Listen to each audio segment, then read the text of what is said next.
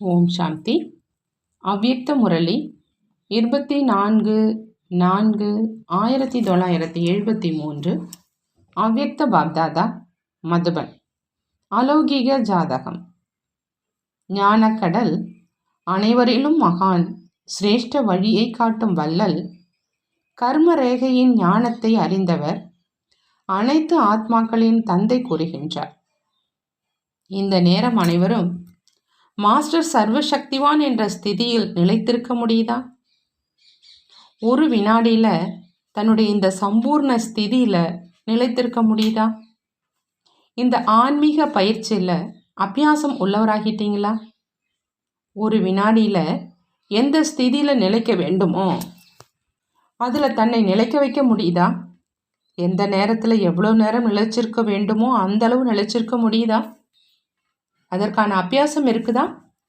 அல்லது ஏதாவது இயற்கையின் மூலம் வரக்கூடிய பிரச்சனைகள் உங்களை தன் பக்கம் கவர்ந்து இழுக்குதா? அனைத்திலும் அதிகமாக தேகத்தின் கணக்கு வழக்குகள் மற்றும் கர்மசுமை ரூபத்தில் வரக்கூடிய பிரச்சனைகள் தன் பக்கம் இழுக்குதா?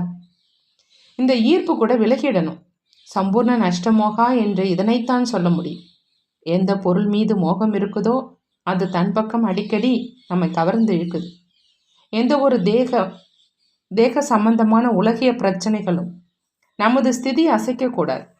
இந்த ஸ்திதிக்கு தான் புகழ் இருக்குது. கல்பத்துக்கு முன்பிருந்த சம்பூர்ண நிலைக்குத்தான் அங்கதன் என்ற மகிமை பாடப்பட்டிருக்கு. புத்திங்கிற காலை இயற்கையினால் ஏற்படக்கூடிய அந்த பிரச்சனைகள் அசைச்சிடக்கூடாது. அப்படி ஆகிட்டீங்களா?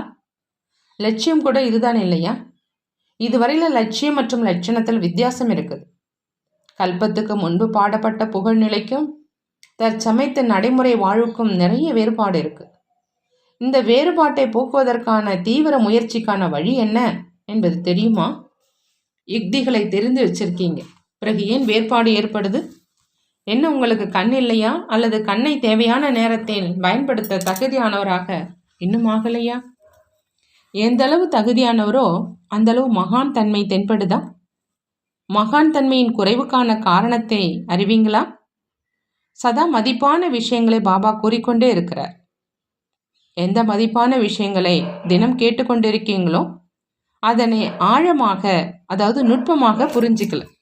ஞானத்தின் ஆழமாக செல்லும் பொழுதுதான் மகாவீர் தன்மை நமக்குள் வருது. மகாவீர் அப்படின்னாலே மகான். அப்படின்னா எதில் குறை இருக்கு? ஆழமாக செல்வதில் தான் குறை இருக்கு. நுட்பமான பொருளை எதில் வேண்டுமானாலும் அடைச்சிட முடியும். நுட்பம் இல்லாத பொருளை எங்கு எப்படி வேண்டுமோ அப்படி நிறைத்து வைக்க முடியாது. எந்த அளவு ஒரு பொருள் நுட்பமாக இருக்குதோ அந்த அளவு அது மதிப்பானதாகவும் சக்தி நிறைந்ததாகவும் இருக்கும். அனைத்து மதிப்பான விஷயங்களிலும் மிக மதிப்பான விஷயம் எது? ஸ்ரீமத்து தான் அதிகம் மதிக்கத்தக்க விஷயம். தேக சங்கீதமாக அனைத்தையும் மறப்பது. மறப்பதா விடுவதா? மறப்பதுதான் விடுவது. சேர்ந்து வாழ்ந்து கொண்டே மறந்திருப்பது விடுவதற்கு சமம் அல்லவா? சந்நியாசிகளுக்கு நீங்கள் சவால் விடுறீங்க இல்லையா? வீடு வாசலை திறந்துடுங்க அப்படின்னு சொல்கிறாங்க. ஆனால் அவங்க விடவில்லை இல்லையா? ஏன்னா அவங்க மறக்கலை. சூழ்நிலையினுடைய அனுசாரமாக விட்டுடுறீங்க, அதாவது ஒதுக்கிடுறீங்க. ஆனால் மனதால் மறக்கலை அப்படின்னா முழுமையாக விட்டவர்கள் என்று உங்களை கூற முடியுமா? மனதால் மறக்கணும். மனதால் நீங்கள் மறந்துட்டீங்க தானே? விட்டு விட்டீர்களா? அல்லது இன்னும் விட வேண்டியது இருக்குதா? இப்பொழுது தான் விட்டு கொண்டிருக்கிறேன் அப்படின்னு சொன்னால் நீண்ட காலம் விட்டு விட்டவர்கள் என்ற லிஸ்டிலிருந்து எடுக்கப்பட்டு இப்பொழுதிலிருந்து தான் விடுபட்டவர் என்ற லிஸ்டில் வந்துடுவீங்க. யார் மனதார எப்பொழுதிலிருந்து விடுபட்டவர்களாக இருக்கிறாங்களோ, அதாவது தேக பந்தனம் தேக சம்பந்தங்களை ஒரு வினாடியில் தியாகம் செஞ்சிருக்கிறாங்களோ அவங்களுடைய தேதி, நாள், நேரம் நாடகத்திலும் பாப்தாதாவிடம் பதிவாகி இருக்குது. ஜோதிடர்கள் தன்னுடைய ஜோதிட ஞானத்தின் அடிப்படையில் பிறவி எடுத்த நேரம், தேதியை வைத்து தன்னிடம் இருக்கும் போதிய ஞானத்தின் அடிப்படையில் எதிர்கால ஜாதகத்தை உருவாக்குறாங்க. இவங்களுக்கு கூட ஆதாரம், தேதி, நேரம்தான். இங்கும் கூட மறுபிறவி ஜென்மத்தில் தேதி, சமயம், ஸ்திதி இருக்குது. அங்கே சூழ்நிலையை பார்க்குறாங்க. எந்த சூழ்நிலையில் ஜென்மம் எடுத்திருக்கிறாங்க என்பதை பார்க்குறாங்க. ஆனால் இங்கே நேரம், தேதி, ஸ்திதியை பார்க்குறாங்க. மறுபிறவி எடுக்கும் பொழுது என்ன ஸ்திதியில் எடுக்கிறாங்களோ அதுதான் அவர்களின் எதிர்கால பிராப்திக்கு ஆதாரமாகுது. நீங்களும் கூட இந்த 3 விஷயங்களில் நேரம், தேதி, ஸ்திதியின் அடிப்படையில் தங்களுடைய சங்கமிக பிராப்தி, சங்கமிகத்தின் எதிர்கால ஸ்திதி, எதிர்கால பிறவியின் பலனை தெரிந்து கொள்ள முடியும். ஒவ்வொரு பிராப்தியும் நிகழ்கால நடைமுறை வாழ்க்கையோடு சம்பந்தப்பட்டிருக்கு. இதுதான் தன்னுடைய அதிர்ஷ்டத்தை தெரிந்து கொள்ளக்கூடிய கண். இதன் மூலமாக ஒவ்வொருவரும் தன்னுடைய கடைசி நிலையின் நம்பரை தெரிந்து கொள்ள முடியும். எப்படி ஜோதிடர்கள் கையில் உள்ள ரேகை மூலம் யாருடைய ஜாதகத்தையும் தெரிந்து கொள்ள முடியுதோ, அதே மாதிரி மாஸ்டர் திரிகாலதரிசி திரிநேத்ரி, அதாவது ஞான சொரூபமான மாஸ்டர் ஞானம் நிறைந்தவர் என்ற நிலையில் தன்னுடைய மறுபிறவி வாழ்க்கையின் நடைமுறை கர்மத்தின் ரேகையை எண்ணங்களின் சூட்சும ரேகையின் மூலமாக நடைமுறைப்படுத்தினால் எந்த ரூபத்தில் தென்படும்? தன்னுடைய எண்ணங்கள் என்ற ரேகையின் ஆதாரத்தில், கர்மத்தின் ரேகையின் ஆதாரத்தில் எண்ணங்கள் என்ற ரேகை நேராக தெளிவாக இருக்கின்றதா என்று தன்னுடைய ஜாதகத்தின் மூலம் தெரிந்து கொள்ள முடியுதா? கர்மத்தின் ரேகை உயர்ந்ததாக தெளிவாக உள்ளதா? நீண்ட காலம் என்னுடைய ஸ்திதி மற்றும் சம்பந்தத்தை ஸ்ரீமத் படி கழித்தேனா? இதுதான் காலத்தை பார்ப்பது என்று சொல்லப்படுது. காலத்தின் பிரபாவம் என்பது ஜாதகத்தில் அதிகம் ஏற்படுது. இங்கே கூட சமயம், அதாவது நீண்ட கால கணக்கின் சம்பந்தம் இருக்குது. ஸ்தூல நேரம் என்பது இங்கு கணக்கிடப்படுறதில்லை.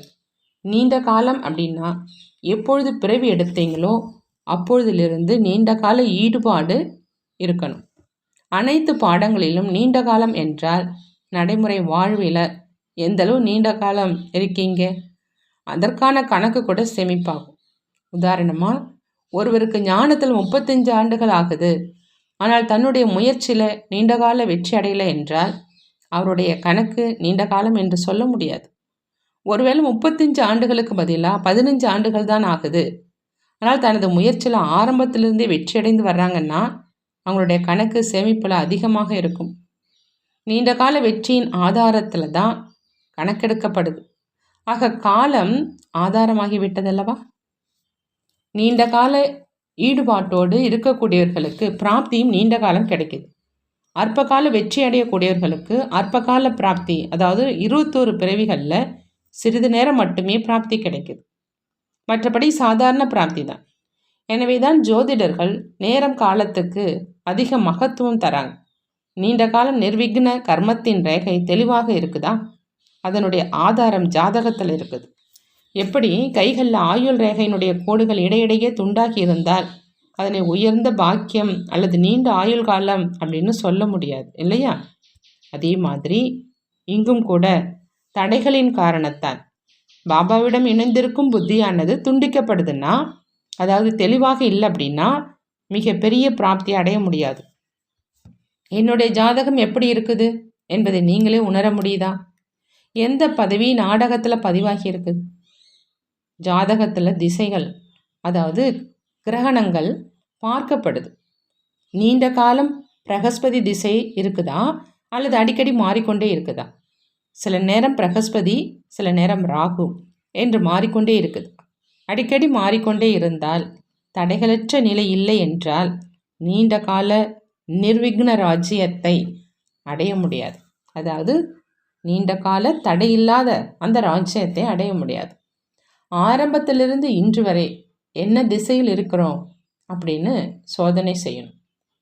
ஜாதகத்தில் ராசியும் பார்க்கப்படுது. இங்கு எந்த ராசி இருக்குது? அங்கு 3 ராசி இருக்குது. ஒன்று மகாரதி ராசி, 2வது குதிரைப்படை ராசி, 3வது காலாட்படை ராசி. இந்த 3இன் அடிப்படையில் தன்னுடைய ராசியை பாருங்க. ஜென்மம் எடுத்த நாளிலிருந்து முயற்சியினுடைய ராசி மகாரதியாக இருக்குதா அல்லது குதிரைப்படையாக இருக்குதா, காலாட்படையாக இருக்குதா? இந்த ராசியின் அடிப்படையில் ஜாதகத்தை தெரிந்து கொள்ள முடியுது. மாஸ்டர் திரிகாலதரிசியாகி ஞான சொரூபமாகி தன்னுடைய ஜாதகத்தை தானே பாருங்க, தன்னுடைய எதிர்காலத்தை பாருங்க. ராசியை, திசையை, ரேகையை மாற்றவும் முடியும். கண்டுபிடித்த பிறகு, சோதனை செய்த பிறகு மாற்றியமைக்கும் சாதனத்தை பயன்படுத்தணும். ஸ்தூலமான ஞானத்தில் கூட நிறைய சாதனங்களை சொல்கிறாங்க. இங்கு சாதனம் என்ன என்பது தெரியும் தானே? அந்த சாதனங்கள் மூலம் சம்பூர்ண பிராப்தியை முழுமையாக அடையணும். புரிந்ததா?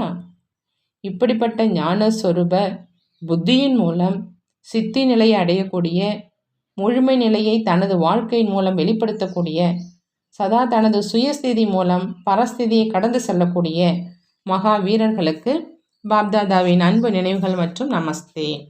நல்லது. ஓம் சாந்தி. இந்த முரளியினுடைய சாரம்: எந்த ஒரு தேகம் மற்றும் தேகத்தின் உலகிய பிரச்சனைகள் சுயஸ்திதியை அசைக்க முடியாதோ அந்த ஸ்திதிக்கு தான் அங்கதனின் நிலை அப்படின்னு பாடப்பட்டிருக்குது. புத்தி என்ற காலை இயற்கையின் பிரச்சனைகள் அசைக்க முடியாது. நல்லது. ஓம் சாந்தி. நன்றி பாபா. நன்றி.